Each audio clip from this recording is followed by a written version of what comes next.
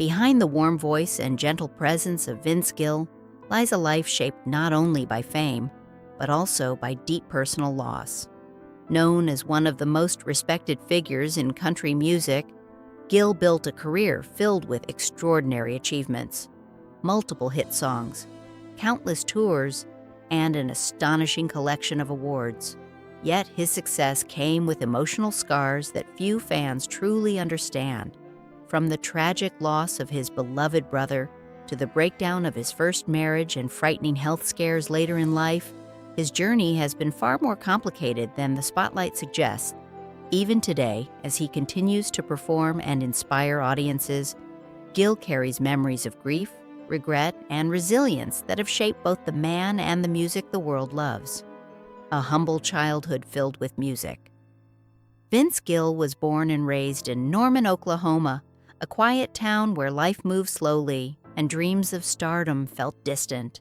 His father, J. Stanley Gill, worked as a lawyer, but music was his true passion. Evenings at home often turned into small family concerts as he played guitar or banjo on the porch. Vince's mother, Jareen Gill, added harmony with her singing and harmonica. For young Vince, music wasn't something extraordinary. It was simply part of everyday life. Surrounded by melodies of bluegrass and country, he grew up learning that songs could tell powerful stories about love, heartbreak, and ordinary struggles. When he was 5 years old, his grandmother gave him his first guitar, unknowingly planting the seed that would define his future. The brother who shaped his life. One of the most important people in Vince Gill's childhood was his older half-brother, Bob Cohen. More than just a sibling, Bob became Vince's closest companion and biggest supporter. The two shared a love for music and often spent hours singing and playing guitar together. Bob understood Vince's shy personality and encouraged him to believe in himself.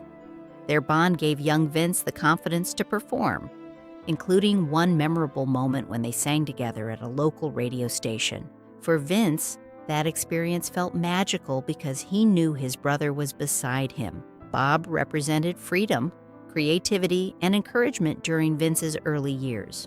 Long before fame entered his life, Bob had already convinced him that music was worth pursuing. Tragedy that changed everything. The peaceful rhythm of Vince's childhood changed forever in 1967 when Bob was involved in a devastating car accident. At just 22 years old, Bob suffered a severe brain injury and fell into a coma for months. Although he eventually survived, the accident left him with permanent brain damage that dramatically changed his life. For young Vince, watching his brother struggle was heartbreaking. The vibrant, energetic young man he admired was suddenly facing constant pain and limitations. This tragedy deeply affected Vince's emotional world, teaching him about loss at an early age. Decades later, the pain returned when Bob passed away in 1993 due to complications related to the accident. By that time, Vince had already become a successful artist, but his brother's death still shattered him. Turning grief into music became Vince Gill's way of processing his deepest emotions. After losing Bob and also mourning his friend Keith Whitley, he wrote one of the most powerful songs of his career, Go Rest High on That Mountain.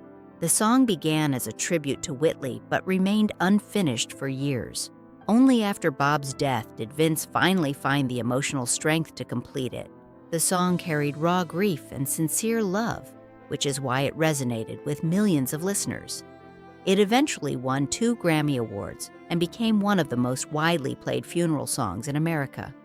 For Vince, however, it was far more personal than a successful recording. Every performance reminded him of his brother and the pain he carried. The song became both a farewell and a form of healing, allowing him to transform sorrow into something meaningful for others. Struggles and breakthrough in music before becoming a star. Vince Gill faced many difficult years trying to establish his career. In the 1970s, he played with the band Mountain Smoke, performing in bars and small venues where audiences were often rough and unforgiving. Those early experiences taught him resilience and determination. Eventually, a bigger opportunity arrived when he joined Pure Prairie League in the late 1970s. As lead vocalist, he gained attention with the hit Let Me Love You Tonight, which brought him his first taste of national recognition.